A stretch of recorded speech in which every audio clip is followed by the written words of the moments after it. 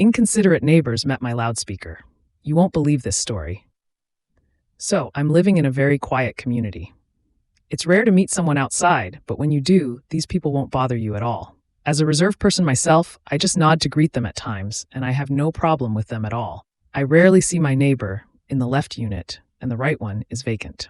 One quiet night, I went to bed at 1 a.m. when sudden loud rumbling woke me up. As suspected, someone is moving into the right unit.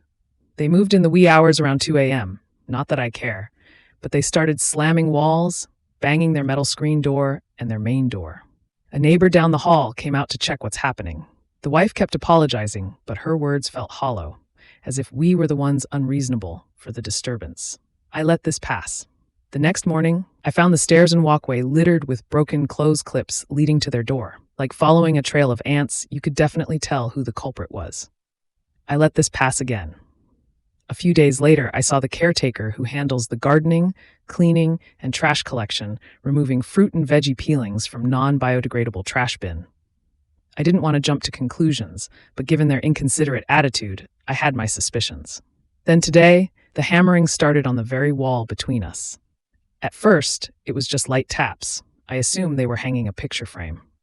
To my surprise, the hammering intensifies to an unbearable level. So loud you'd wish you had earplugs handy.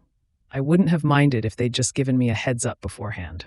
Out of respect for this quiet community, I normally keep my music below 80 dB, but this neighbor clearly doesn't share the same courtesy. I cranked my loudspeaker to 70% to drown out their noise. Then it hit me. Why am I being considerate to someone who shows none in return?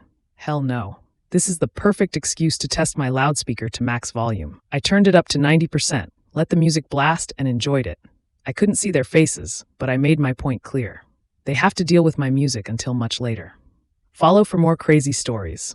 What do you think? Comment below.